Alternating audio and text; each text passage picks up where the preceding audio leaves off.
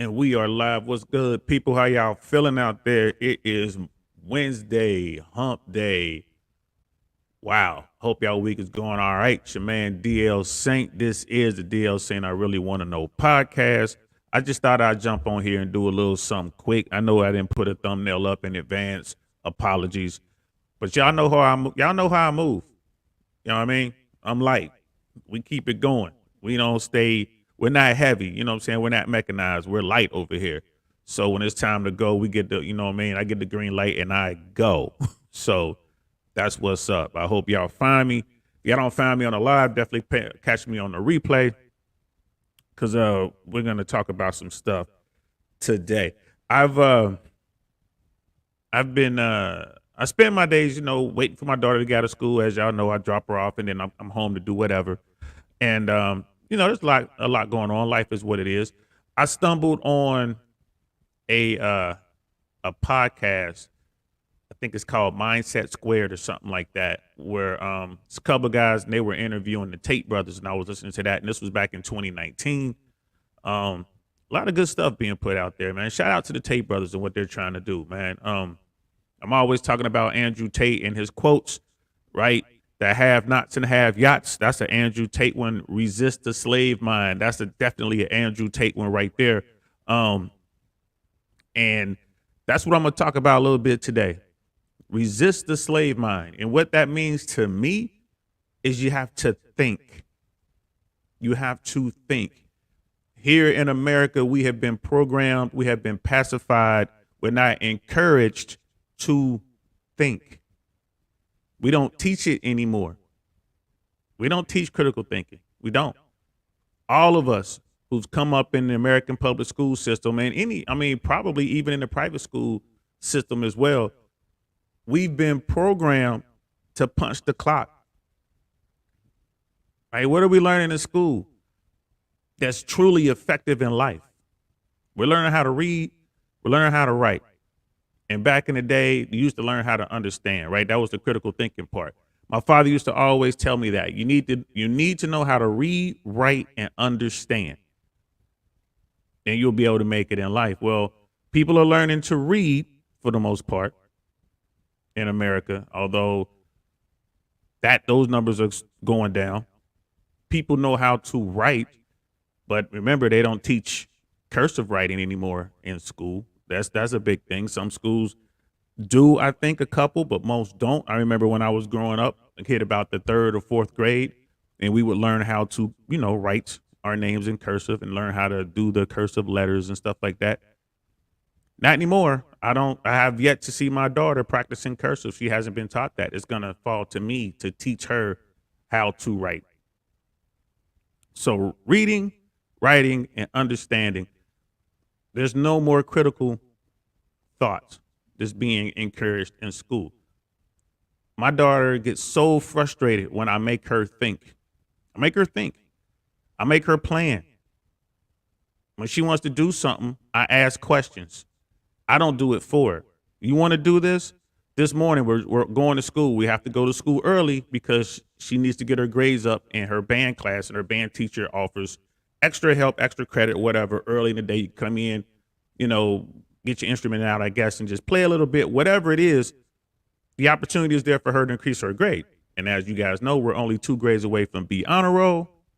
Still proud papa right here, especially since when we were in California, they were telling me my daughter will always struggle and never excel academically. And they had study after study and test after test that I had to pay for to tell me that. And then I get here to Florida, and my daughter is pretty much at grade level after not even 2 years in, not even 2 school years in. My daughter is pretty much at grade level. So I'm really proud about that. However, we're going to school. School's almost out. It's only a couple weeks left, and my daughter doesn't want to do it. I know she doesn't want to do it. She's a kid. Who wants to go to school extra? I know I didn't when I was little. We're on our way to school to get her there early for this band stuff. And then she wants to stop. Can we stop at the store so I can get a snack? No. You should have got that snack yesterday when I picked you up from school in front of the store. The store was right there. You need to plan this out. You need to think it through. And she gets so frustrated because I said, no, we're not going to stop there because we have a plan. We're going to get you to school by the time it was supposed to be. It was 10 till the hour. And you know, Papa, if you're not there 10 minutes early, you're late. Right? So I got her there right on time. I stuck to the plan. I executed perfectly. Absolutely perfectly. Right? It was a perfect insertion. I got there, popped the door open. She exited the vehicle and she egressed her way to the school building. Hua hua, all the way airborne. I'm so happy about my little soldier. But she was mad because Papa would not deviate from the plan. And I put it back on her. If you wanted a snack, you should have done that yesterday, anticipating wanting a snack for the following morning. But she really doesn't like thinking. Kids are not taught to think. So reading, writing, and understanding. You need to be able to read, write, and understand. Shout out to Don Lewis Sr. Rest in greatness, Dad. Rest in greatness. That's what he taught me. And that's what I'm teaching my child. And I just thought it was just funny because she gets so frustrated when I make her think. So what we're going to talk about today is going to make you think out there. You're going to have to think about what's going on in the U.S., what's going on with our markets, why these things are happening, and how does these things affect you. So here we go. We're going to go with this screen. So there's a couple articles out here that caught my eye when I was kind of just browsing through the news as I do in the mornings. Because you got to search for your news these days. You got to vet stuff and all that because I mean, yeah, this isn't Russia, this isn't China, this isn't North Korea to the extent you only get to see and read and know what the government wants you to see, read, and know. But it's close to that. I ain't gonna lie. It's getting harder and harder to find the information that's pertinent to you as an American, to you as just a regular citizen. It's hard. I mean, there's so much being pushed out there. You know, what's the number one thing being pushed? The message. Shout out to the critical drinker. That's being pushed. Now, the critical drinker is talking about the message with respect to the way that we do our movies and the way that we consume that sort of entertainment. But the message, it goes way beyond the entertainment world. It goes into our politics. It goes into our everyday life. The message is real, right? So in order for you to combat the message, you need to be armed with information. Good information, bad information, whatever, just information. You want to get it from all sources and you have to sort through it. So this is from fortune.com. Housing bubble 2.0. Regional housing markets are beginning to look like they did in 2007. You dig? 2007. When I saw this article, when I saw this headline, the first thing that popped into my mind was a line from Battlestar Galactica, Ronald D. Moore's Battlestar Galactica. That was the early 2000s, I believe, early to mid 2000s. If you haven't seen it, go see it. One of the best sci-fi series I've ever seen in my life. The writing was great. The premise was amazing. I remember Battlestar Galactica from back in the day. It was on point. One of the best I've ever seen. The story, everything was just wow. It was amazing. Shout out to Ronald D. Moore and everybody who worked on that. It was good right up until the end. The last couple of seasons, I think they fell victims to their own success. They were out doing other things like the Bionic Woman. And they were doing Caprica. They starting to do spinoffs and stuff like that. So that did hurt the story. That did hurt the series, for a few episodes in that final season. But they brought it home pretty good. They brought it home pretty good. I had to give it to them. You know what I mean? Shout out to them. You know what I mean? Poor. So in that movie, there was a line. All of this has happened before and will happen again. And that was one of the threads that ran through that entire season. All of this has happened before and will happen again. And since I was Googling stuff, I went ahead and Googled another phrase I'm pretty sure you've heard. Those who cannot remember the past are doomed to repeat it. Those who cannot remember the past are doomed to repeat it. George Santayana. And here's the headline: Housing Bubble 2.0. Regional housing markets are beginning to look like they did in 2007. Right? So, like I said, here we go, y'all. It's going to take some thinking. It's going to take some thinking. It's going to take some thinking, right? When the U.S. housing bubble burst more than a decade ago, it brought the global economy to its knees. And I know y'all remember that. I know I do. It turned out that the multi-year housing boom through the early 2000s was hiding skeletons. Home buyers, driven by fear of missing out on home price gains, were stretching themselves way beyond their financial means. And zealous lenders were giving out mortgages, or better put, subprime mortgages, to folks who historically wouldn't have qualified. As that credit rushed in, it helped to drive the housing boom. We all know about that. We all know how that went down. There's a couple really good movies out there about this topic. If you hadn't seen them, go check them out. The Big Short, which had Brad Pitt and a bunch of other cool people in it, was a great movie about this. And Too Big to Fail, which was an HBO movie. And it had some pretty big names in it, but Too Big to Fail was also a pretty good Hollywood depiction of what happened.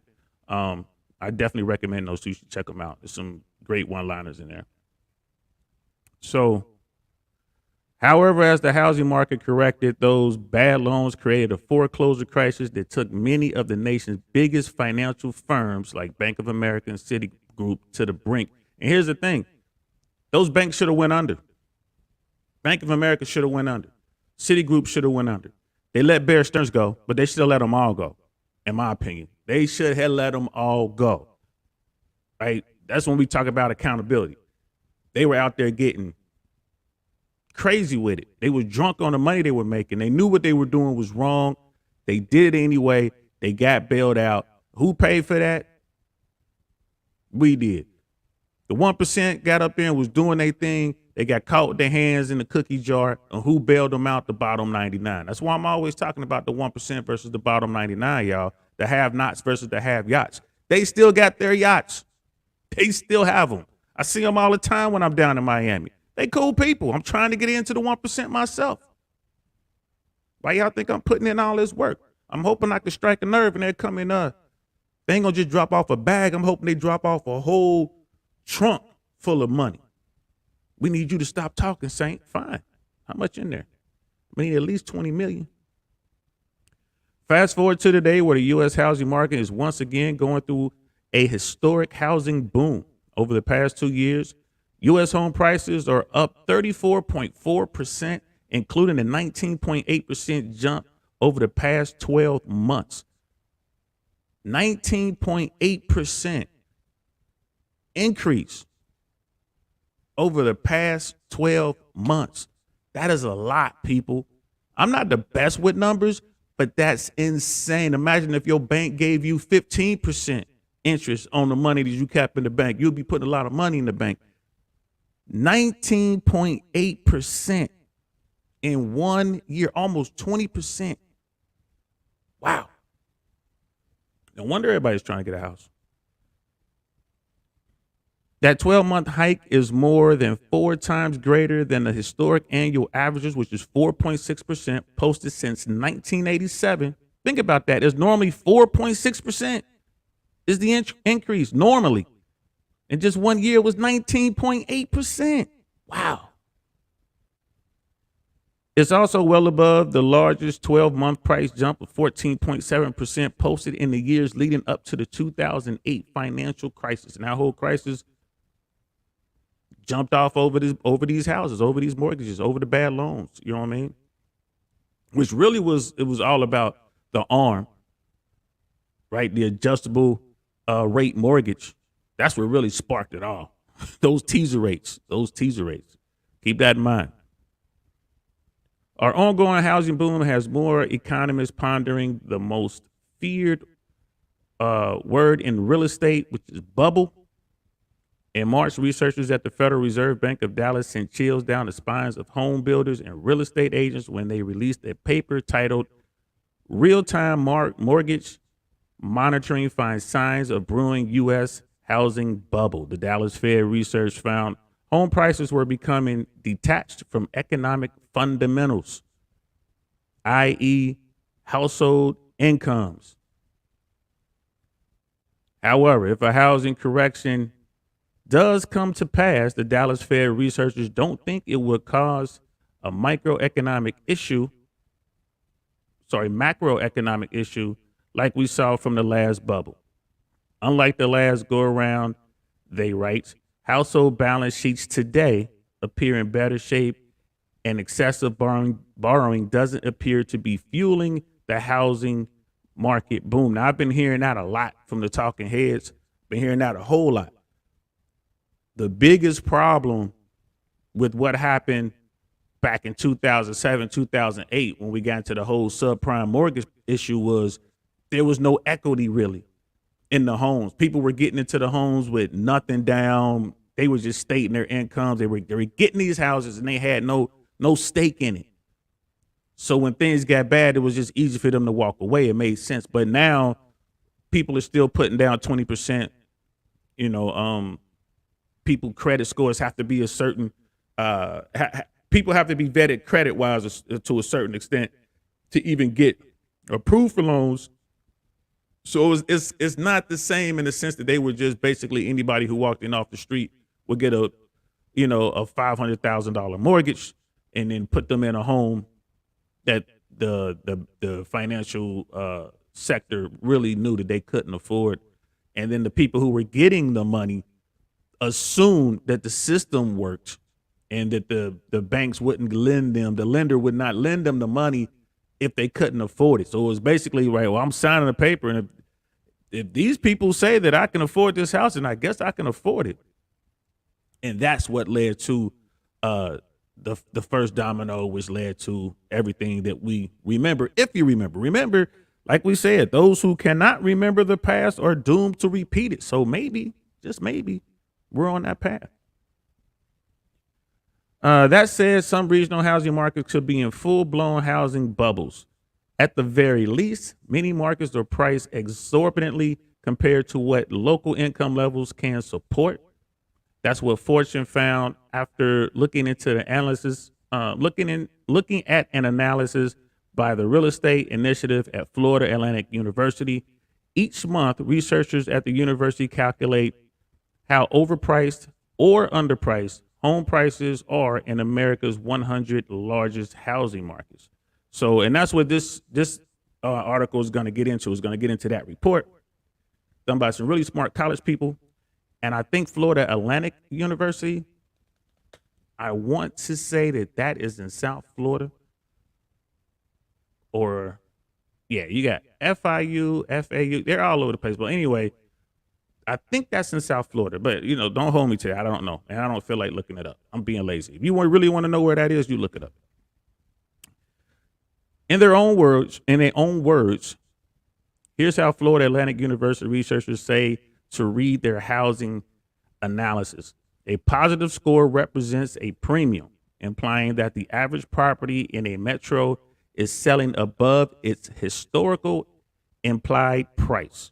A negative score represents a discount, implying that the average property in the metro is selling below its historical implied price. So, and then here it is.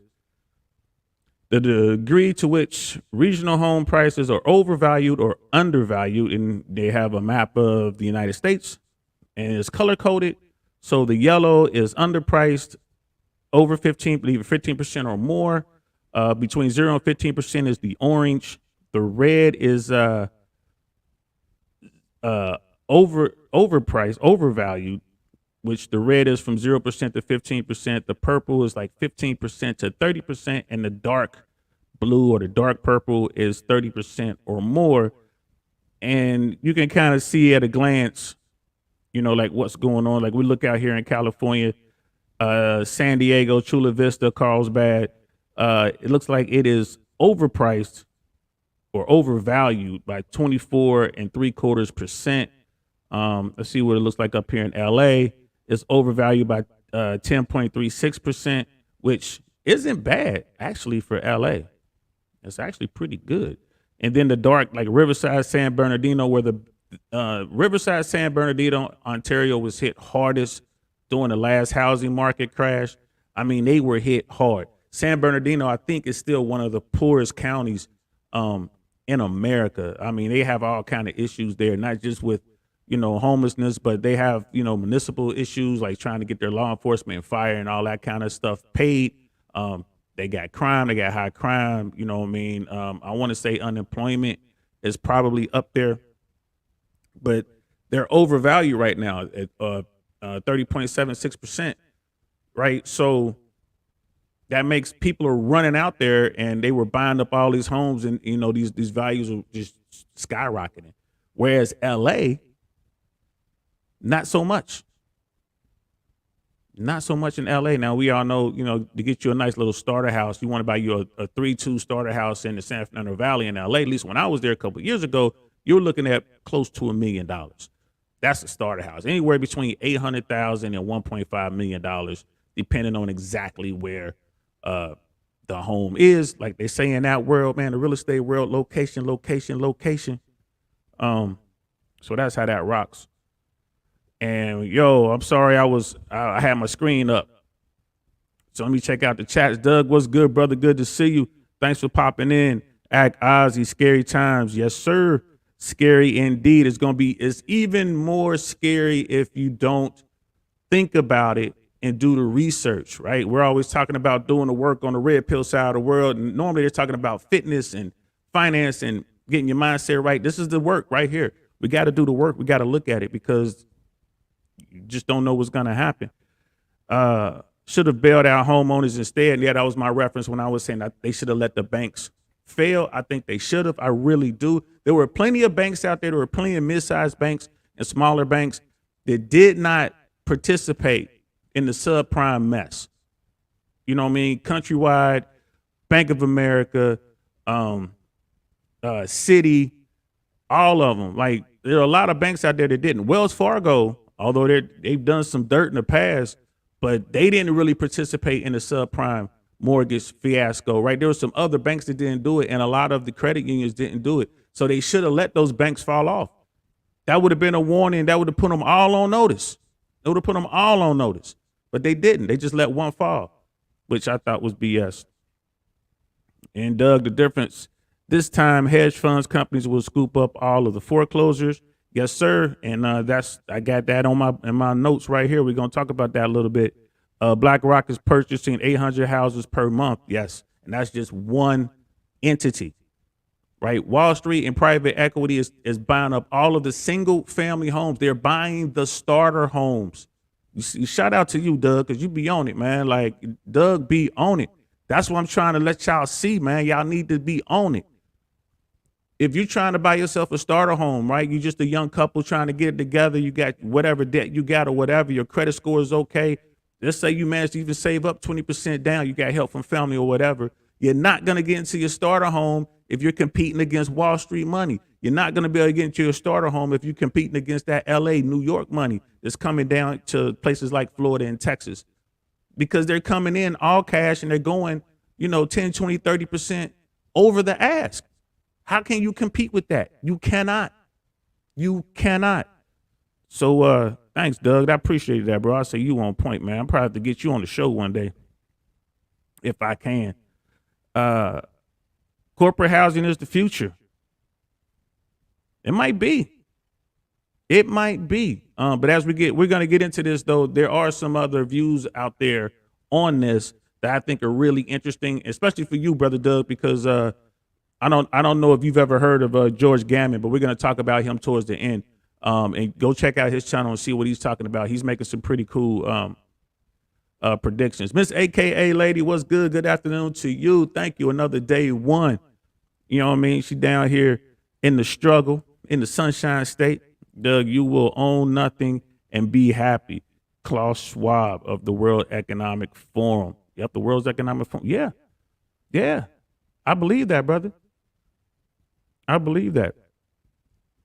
So,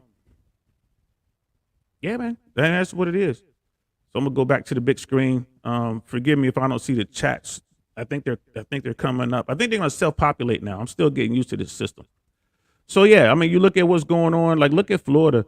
Um, you look at Miami, Fort Lauderdale, Pompano Beach area, right? It shows that it's overvalued by 27.2%. But then you go up to Central Florida, right? I'm up here. This is the area I'm in. Tampa, St. Pete, Clearwater region.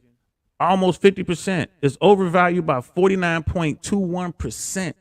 Almost almost 50%, y'all. And then we jump over here to Orlando, Kissimmee, Sanford, Florida, almost 40% overvalued, right? And then you go up to where everyone's moving from, like Virginia, look at that, 12%, the Washington area, 3.26% that is overvalued. I mean, look at that. Oh, now you know where these people are moving from. The Baltimore area, 2%. Going up the East Coast, 10.15% in the Philly area. I mean, look at this, y'all. New York, Jersey, It's 2.83%. Their markets have already corrected. They've already corrected. Look at that. They've already corrected. But then, you're going out to places, like I said, Riverside and all that, these kind of places. Look at Las Vegas, almost 60% in Vegas, 60%. And then in spots in flyover country, I don't even understand why people like these markets are even jumping up like that. Look at these spots out there. You know what I mean? Like you go down to Texas, San Antonio areas like almost 30%. Almost 30%, like 27.61% in Houston. In that area, I mean, look at that. Look at Baton Rouge, not that bad. New Orleans, not that bad. I'm tripping though. I'm looking at South Florida and compared to Central Florida. Wow. All you South Floridians need to go back down to the Dade, man. Get up out of Hillsborough County. Y'all trying to messing up our money. So at last reading in March, Florida Atlantic University researchers found every one of America's 100 largest housing markets overpriced. They found them all overpriced, all 100, relative to what economic fundamentals in the market will support. That indicates 44 markets overpriced by at least 30%. 44 out of 100 are overpriced by at least 30%. And 13 are overpriced by at least 50%. Wow. Right? This is the stuff we need to be looking at, people. We shouldn't be worrying about what the Kardashians are doing. What your favorite rapper is doing, who's beefing with who on YouTube. This is what y'all need to be looking at. The most overpriced markets are Boise by 75%, Austin 66%, Ogden, Utah 63%. Who's going to Idaho and Utah? Vegas 60%, Atlanta 60%. ATL, we already knew that was going to happen. Those places have all seen an influx in new residents amid the pandemic's work from anywhere boom. That, in part, explains why home prices have soared well above what the local incomes can afford. It also raises the question, if a 2023 recession does come and employers finally have the economic power to force staffers back into the office, will those housing markets be at a higher risk of home price correction? And then it goes back to what Doug was saying. I think maybe the corporations will be there to buy up all these homes on the deal. Possibly, you just don't know. Miss AKA lady, yeah, a 0.1 acre lot with 1,600 square feet, easily $400,000. Wow, and that's in that Orlando area. Let's see, the beer bug is the reason.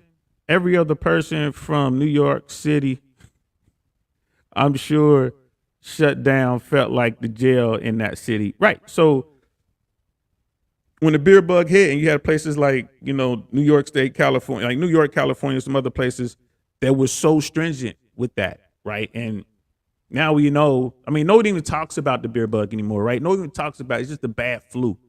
Right. Think about that. We don't even talk about it anymore. But yeah, those people, they had enough. They're like, man, I'm out of here. You got high taxes. You got, too many people living here. You got police that are either either they're too aggressive in policing some communities or they're not aggressive enough in policing things like homelessness and stuff like that and certain crimes. Look at California. You can walk into a CVS or a Walgreens. You can walk into a store in California and just fill up a cart and walk right out. Police won't even come. They won't even come so long as you keep whatever you stealing, you keep it under the grand larceny limit, which I don't know. I'm somebody correct me in the chat, but I think it's $5,000. Like if whatever you stole is less than $5,000, the police not even gonna come looking for you. Homelessness is a problem. Mental health issues are a problem. Money is being spent on everything but what it's supposed to be spent on. Infrastructure is a problem. I mean, yeah, that's why I left. There's tons of reasons to leave. So, man, we'll see. And Big Doug, corporations are paying 30% above asking. Yeah, absolutely. It's just an investment to them. It's just another investment. They don't care. It's just an investment. They just look. It's cold mathematics. You feel me? So, to find housing markets that are most fairly priced relative to the household incomes, just look for the places that saw an exodus of workers during the pandemic. Case in point, the metros of New York City, San Francisco are overpriced by just 3% and 13% respectively. And we saw that when we was just kind of floating through that map. You can tell where the people left from, right? Because those markets are already corrected. And you can tell where they went because those markets are inflated. Mark Zandi, chief economist at Moody's Analytics, doesn't foresee a housing bust over the coming year. However, he says overvalued housing markets could see home prices fall 5% to 10% over the next 12 months, while national home price growth flatlines to zero. Wow. Flatlines to zero. And he's talking about over the next 12 months. Why? The economic shock caused by spiking mortgage rates. This year, the spiking mortgage rates this year, he says, should finally rein in the rate of home price growth. We're already seeing signs of a cooling housing market. Yeah, in some places. While Moody's Analytics' own research finds 96% of housing markets are overvalued, Zandi won't call this housing bubble. He won't call it a housing bubble. I don't know why, but these people are way smarter than I am.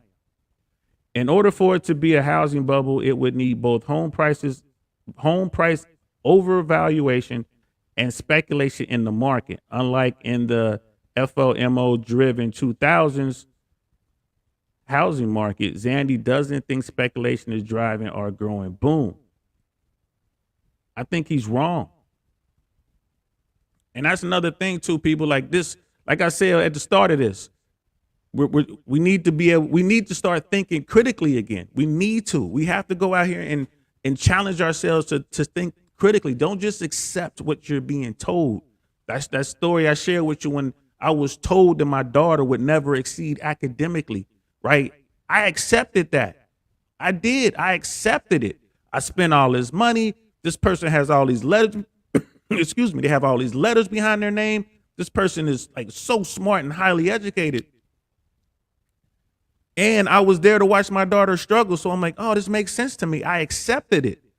I moved to a different environment and bam, wrong.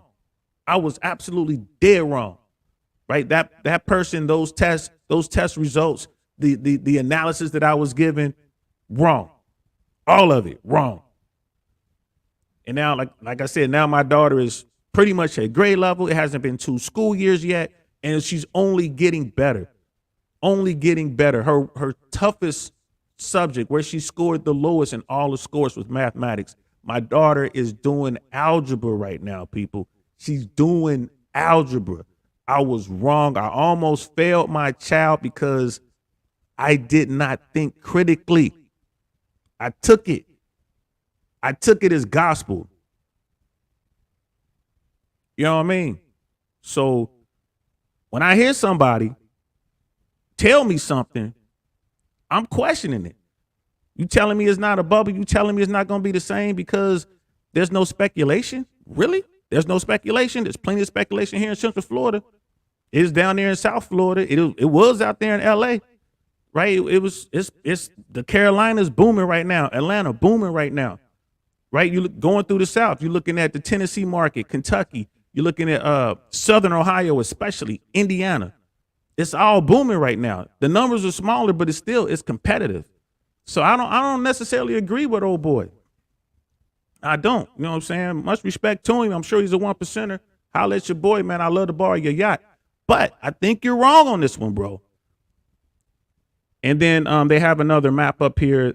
The degree to which regional home prices are overvalued or undervalued. Same thing. You kind of go through here, and it's color coded again. Like the yellow is 15% or less undervalued, and then the orange is between 0 and 15% undervalued. The red is between 0 and 15% overvalued.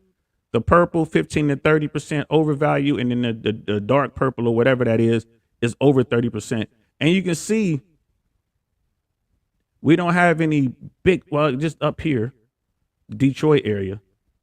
And that's still like 19.28%. So that's not even over 30%. So you go down here to Miami, and it's undervalued. They're saying that the Miami market is undervalued right now at negative 2.3%. So it's almost undervalued by 0.25%.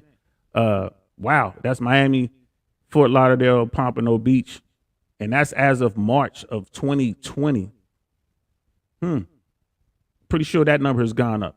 And then we already know, like looking at the Central Valley and all that, we know this has gone up.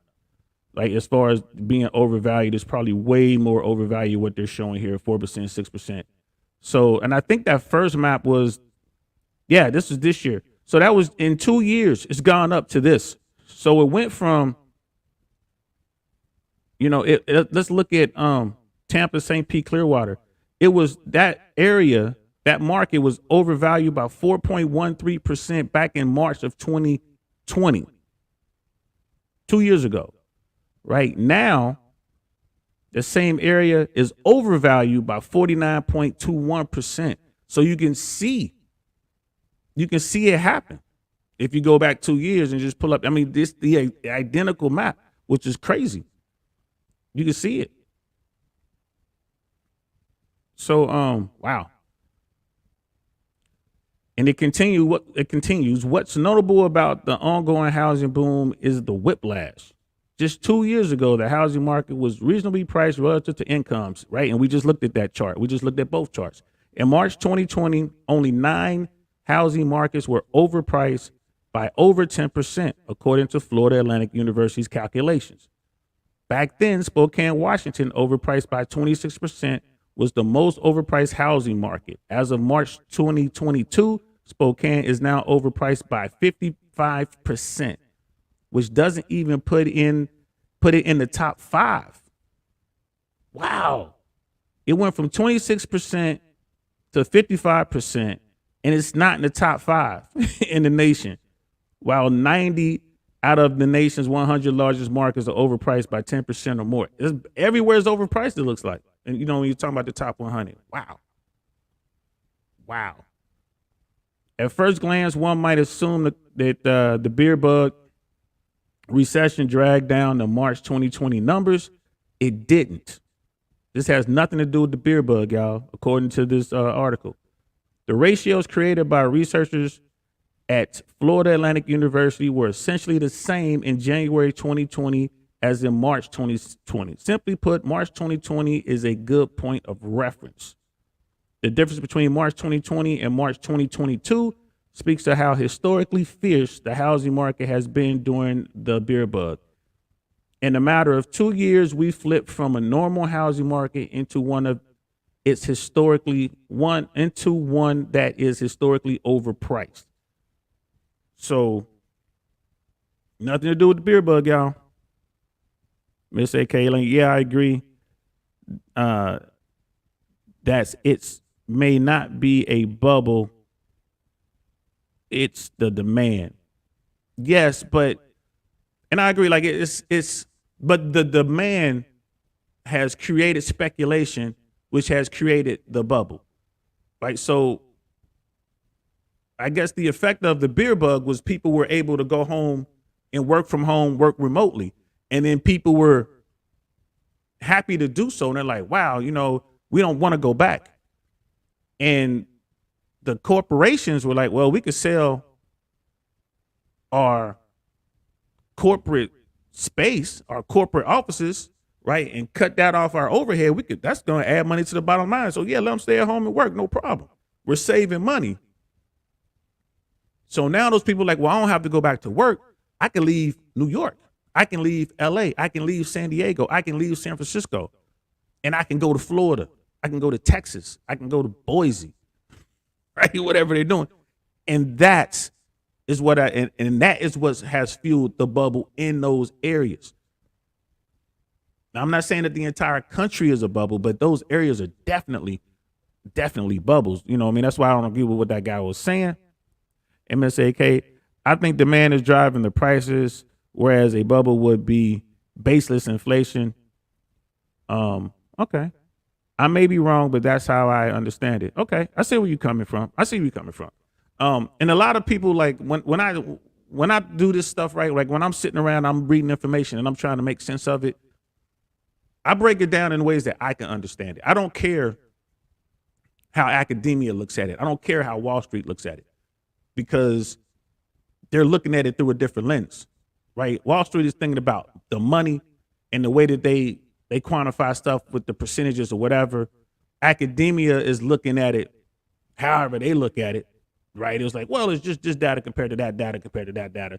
I'm looking at it like, well, if you take $1 and invest it in this particular property, you get $10 back, like today. And if I took that same dollar 2 years ago, invested in the same property, I only got $2 back. That's a bubble. That's how I look at it. Yo, that's crazy. And there is nothing that happened. Incomes aren't going up. People aren't making more money. It's just the people who were making money are moving around. And that's kind of a shock to the system. And the system is trying to figure it out. And it's beginning to figure it out. So that's how I look at it. So is it a bubble? Is it not a bubble? I don't know. Depends on who you talk to, it looks like.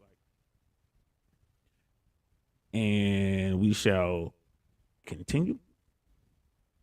In order to find a housing market that closely resembles the current market, you have to travel back to the years leading into the 2008 housing crash. Again, you got to go back in history. Back in March 2007, 99 of the nation's 100 largest housing markets were overpriced. 40 markets were overpriced by at least 30%, and 19 at least 50%. And those numbers, like I said, those numbers are almost identical to what we're talking about now. While the top line numbers in March 2022 and March 2007 are eerily similar, there is one striking difference. In 2007, many of the nation's most overpriced housing markets were in California, New York, and Florida. This time, Florida has a heavy concentration of overpriced markets, but California and New York, which have both seen an uptick in outmigration during the pandemic, during the bear bug, rank much lower. Look no further than LA. In March 2007, it was overpriced by 62%.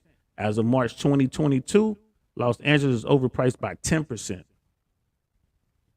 So that is definitely a big difference right there, y'all. That's huge in what's going on. Like we've been saying, people with bread, people who are doing well, people who are making money, working for these corporations who are allowing them to work remotely, they are leaving the areas that they don't like. And and to the people, like, just to make this slightly political, when you're talking about left and right, the right is kind of pointing to these places and like, look at their way of governing. They can't keep their own people there because their people are jumping ship. And they got a point. They got a real good point. I am not gonna right, you know what I mean? Can't argue that. Just look at the numbers. They are leaving and they're going to places that are historically red. And how is that going to shape up for the midterms and then for the next national election? Because, will enough of them go to places like Texas to make it purple? Florida's already a toss-up state. You're looking at Georgia and the Carolinas. Maybe that's that's a different episode. Maybe we'll talk about that at some point. And then they have some other, charts about, here's a look at some of America's most overpriced markets. And they're talking about Austin, Boise, Vegas, Phoenix, and the chart goes back to 2002 where they were as far as being overpriced, and pretty much they were all, pretty much priced right. I mean, you're talking about 7% overpriced in Austin was the most, and then like 5% in Boise, 1% in Phoenix, and it was even underpriced in Vegas. And this was back around the early 2000s, and then now you go to today, and then you look at Boise is overpriced by 75%, and looked like Austin is 66%, and then 60 and 55% for Vegas and Phoenix. I mean, it's crazy. And there's people out there who are telling you they know what's going on. They lying. They don't know what's going on. This ain't never happened before. This is brand new. You can't tell me you know what's going on. This is a new thing. So we have to think our way through it. The last housing bubble was anything but even.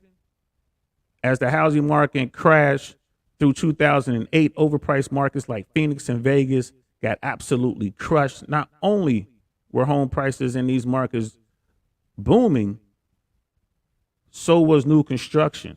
But as the market slumped, Phoenix and Las Vegas became oversupplied with sprawling new subdivisions. That oversupply drove home prices down faster and made the foreclosure crisis in the markets even worse. And that's the one thing you will hear if you're watching any of the Wall Street channels, like, whatever, Fox Business or C-SPAN or whatever the stuff. If you watch anything about Wall Street and all this kind of stuff, they're talking about inventory. No one's been making houses. At least we haven't been making houses at the rate to sustain the population and taking into consideration millennials and all this kind of stuff, because people said, all of the experts said, millennials don't want to buy homes. Turns out they do. Right. So you have this huge demand and like this very, very, very small supply. And that's the problem. So, again, no one's ever seen this before. This time around, Phoenix and Las Vegas are once again among the most overpriced housing markets. In 2007, Phoenix and Vegas were overpriced by 59% and 72% respectively. Right. And that was back in 2007. I think now they're at 55 and 60%. In Florida Atlantic University's latest recording, the two markets are nearing their previous highs. As of March 2022, Phoenix is overpriced by 55%. Yep, that's what the chart said, while Las Vegas is overpriced by 60%. Even worse, Phoenix is once again among the U.S. leaders for new construction. So that it's the same thing happening over again. If a housing correction does come, Phoenix could quickly become oversupplied. Same thing happened again. I mean, I don't know why people don't see this stuff coming.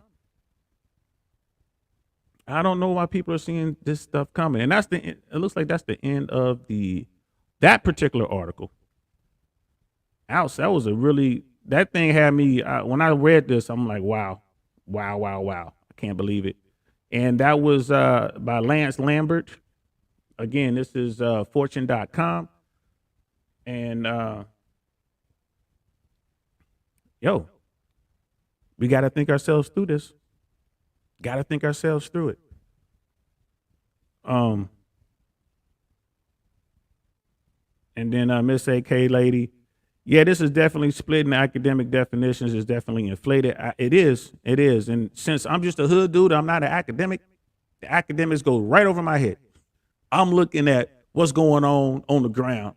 Follow the money. What is the bread doing? How much is the product? That's how I'm looking at it. You know what I mean? From that lens, I kind of jump into my street days, right? When I see stuff like this. Brother Doug, inflation is driving the demand. The wealthy know the dollar is losing its value, so they are investing into assets. Yes, they are.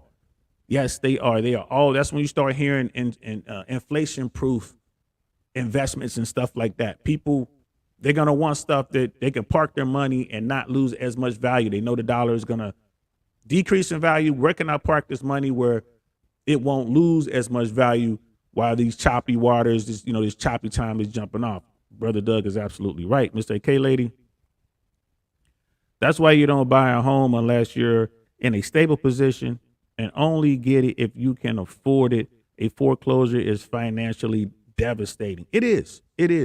The people I know, like the real wealthy people that I know, were telling me about 18 months ago They were all saying this, from, a year plus. They were saying that they were buying homes, they were buying properties, but they weren't buying them to live in.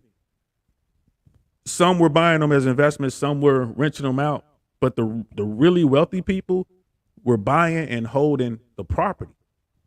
They were buying and holding. They didn't want an Airbnb them. They didn't want renters. They wanted that property there, so if they needed to, they could liquidate that property. So, and that's kind of one of the things that I wrote down. Especially when it came to that, they were buying and holding. I tell you what, they weren't doing, right? They weren't paying cash, even though they could. Money was cheap back then. 0% interest, 1% interest. And these are people who are well qualified, right? They're paid, they're papered up. So they certainly wasn't using their own money, and they definitely wasn't using adjustable rate mortgages. Right? Don't do that. If you're doing that, get out of it as soon as you can. If you got an arm, you need to lock into a 30-year fix as soon as you can, a 15-year something. Lock into something, because you don't want to be there, 4 or 5 years down the road when that teaser rate runs out, and now you got a $400,000 loan that you've been paying 2.2% on, and it jumps up to 8.5% or higher. You through. You are done. So, and then one of my questions, I'm wondering, and I'm wondering what you guys think. What will Wall Street do with all the houses that they have bought? Will they sell those properties? Because and this ties to when I was talking about George Gammon. Like, go back when y'all get time. Go to George Gammon's YouTube page. It's George Gammon. Gammon. Go to his page. He talked about this almost a month ago. How Wall Street, wealthy people, were buying these homes as investments. And the reason they were doing it, according to Mr. Gammon, which makes a lot of sense, they were getting the best return on investment. Right? So they weren't getting the returns that they were used to from the Fed, from bonds and other instruments out there, because the interest rates were down to zero. So they began to buy these homes, these starter homes, and their money was safe there. It was a better investment. So what he was saying, and he was saying this before the Fed raised the rent, before they raised the interest rate.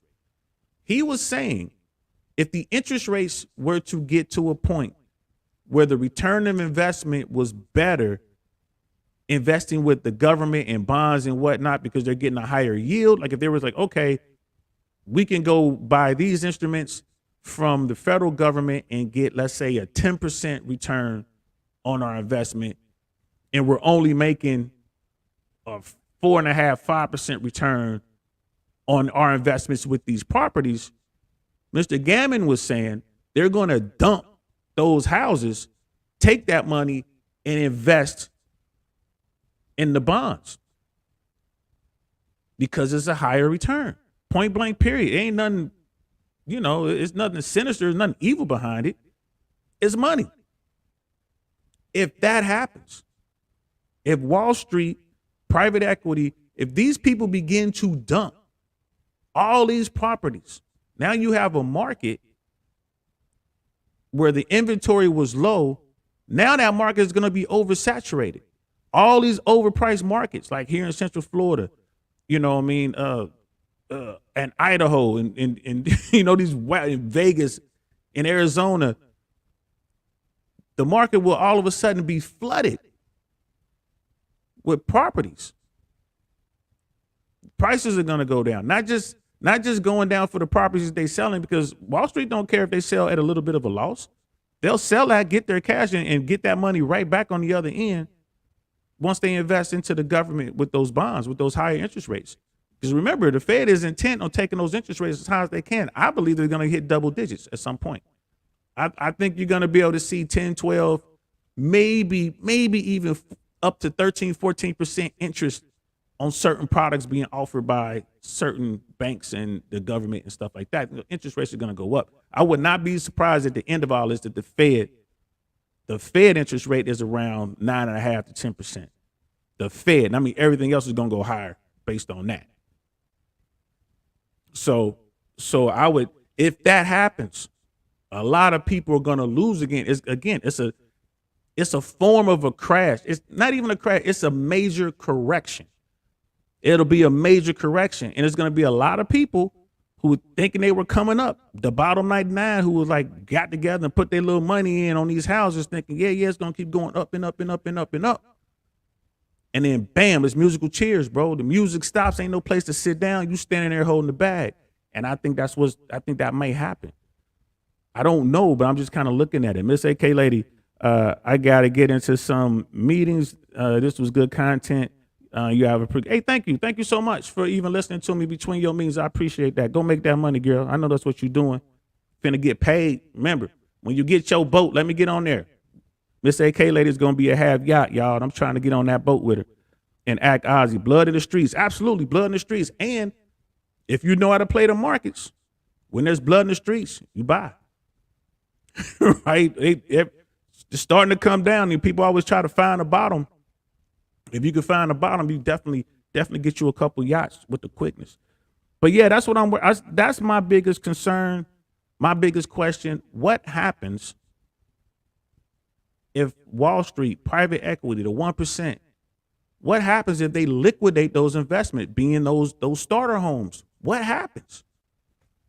I mean, there's going to be some great deals out there, some amazing deals out there. Now, you're still going to be getting a higher interest rate. You're still going to be paying 6, 7, 8% maybe. You know what I mean? You might get lucky, get 5 or 6%, something like that, but you're not going to get 2. You're not going to get 1.5. You know what I mean? You won't be able to get maybe as much house, but you get something decent in a decent neighborhood. But all of the values, all of the housing values, all of them, like I just want everybody's value is going to come down because the comps are going to get lower because people are going to be fire selling these properties. Fire selling, like crash the market. Yeah, we'll see. I mean, yesterday the NASDAQ and the S&P 500 finished higher than the Dow. The Dow was down, but today, last time I checked before I did this, started this stream, the NASDAQ was down, S&P was up, and so was the Dow. So it looks like tech is getting beat up a little bit, but who knows? Who knows what it'll look like come to closing bell? So yeah, man, that's what I wanted to talk about. I'm just wondering what will happen if they do that. If they dump those investments, y'all. There was another article that I was going to jump into. Let me see. Let me pull it up.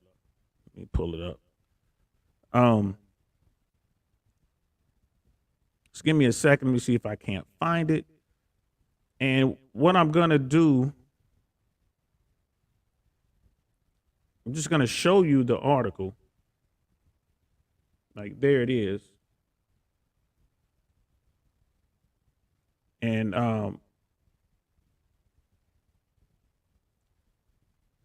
the stock market is freaking out because of the end of free money. It all has to do with something called the Fed put. Now, this is a really good article right here. I'm not going to get into it now. I am going to save it for tomorrow. I'm going to make a thumbnail in advance, and I'm going to try to do it at the same time. I'm going to do it at 1 o'clock tomorrow. So we're just going to do a part 2, and we're going to get into this. And this particular article, again, this came from fortune.com as well. And this was written by Will Daniel, and this came out today.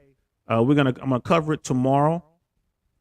I'm telling you, this article and the information contained in this article, along with what we just went over, bro.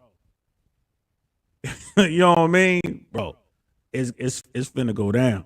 It's finna go down. So So yeah, I'm going to do that tomorrow. But I challenge each of you to go and read both of these articles. Both of them are fortune.com. The first one referenced the housing market, the housing bubble 2.0. Definitely read that. And then go and also read this one as well. The stock market is freaking out because of the end of free money, right? Because it's boy, I'm telling y'all, it's going to blow your mind. It blew my mind, made me wake right up. I sat right up like the Manchurian candidate. Like, oh my God, it's happening. '07 is a great takeaway given the Biden administration is Obama light, or probably Obama like. I'm not even gonna lie to you, Act, bro. I ain't gonna lie. What we're talking about here with the markets and these investments and what's going on with the Fed, I don't really think any administration has any bearing on it, to be honest with you. And that's something I'm gonna have to explore as well. Again, the 1% controls all politicians, bro. The 1% is not simply conservative or simply liberal. The 1% only cares about that money. That is the true Green Party. You hear me? And they ain't worried about clean air. They all about that paper. So the 1% will tell whatever president, whatever speaker of the House, whatever majority leader in the Senate, they'll tell them what they want them to do. Right? The Fed doesn't work for the president. The Fed is in business to make money, and they make money from the 1%. Right? And it is what it is. So I don't put much stock into what president is in office with respect to how it affects America. That's all part of the smoke and mirrors part of the equation, man. Like, shout out to again to brother Andrew Tate, man. That's all. You got to resist the slave mind, bro. That's the have-yachts doing their thing and keeping the have-nots in their place. You know what I mean? They need worker bees, bro. So I don't really think it matters who the president of the United States is, what party they hail from. I don't care. I think if you took Vladimir Putin and put him in the White House, there's only so much he could do. He's going to do what the 1% tells him to do. I mean, that's just my personal take on it, man. I'd love to hear what you have to say, but that's definitely my personal take on it. Brother Doug, good stream. Thank you, brother. I appreciate that, man. I'm trying. Y'all know I'm just getting started. I'm trying to figure it out. You know what I mean? Hopefully this time next year, man, hopefully we'll get the numbers up and everything. And you know, I'll be able to get some more people in here. I got a lot of people that know me. They're cool with me, but they're hesitant to do the pod because, I mean, let's just face it, man, I'm small. I got to get my numbers up. I got to do the work. But once I get my numbers up, there are people out there that I can't wait to get on this platform that's going to really be able to bless us with some true gems, right? And if I play it right, if I do this right, you guys will see how I came to my mindset when it comes to the 1%, bro. They're not bad people. They're not the enemy. I'm being 100 with you. The 1% is not the enemy. Once you break through and you become one of them, you one of them. They rock with you, right? And if you fall off and you ain't one of them no more, they don't know you. You just fell off. It don't matter. Like Trump fell off, man. He was doing commercials for fast food restaurants before he did The Apprentice. Trump had fell off, man. He lost the equivalent to $500 million, bro. He was in trouble. And the 1% was like, whatever. But he shook back. He got that money back. And once he got the money back, he was right back in the fold. They wasn't tripping. Come on, man, take your seat. Right? It is what it is. It's the 1%, bro. Act Ozzy, the Fed stopped quantitative easing. Yes, and that's what that article was about. That article is all about QE. We're going to talk about it tomorrow. Yo, Act Ozzy, make sure you on it tomorrow. I promise you I'm going to start at 1 o'clock tomorrow. Let me write myself a note. 1 p.m. start. And we're going to go over what's going on with the Fed, why they're doing what they're doing. We're going to talk about what quantitative easing is. For those who don't know, y'all need to know. Sister Michonne Denise, how you doing? Good afternoon, chat and DL. Good afternoon to you. You know what I mean? Thanks for popping in. We caught us at the end. I'm about to wrap it up. But I'll be back tomorrow at 1 o'clock to do part 2 of this. There's another article that I want to talk about.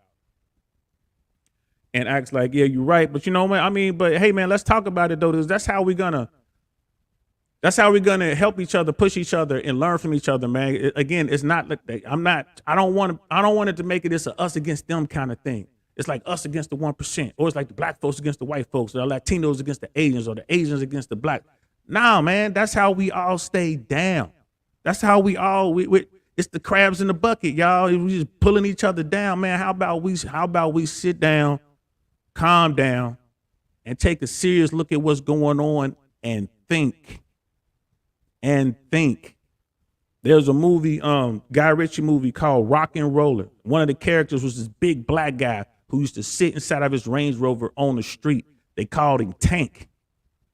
And there was a part where Tank asked one of the main characters, "Why do you think they call me Tank?" And he was like, "I figured because you're a big black bloke." He was like, "Think Tank, Archie." The name of the character he was talking to was Archie. Was like one of the big characters in the movie. If you haven't seen Rock and Roller, go check it out. I'm a huge Guy Ritchie fan. That's his gangster genre. It was great. Think tank. We all need to become think tanks. All of us.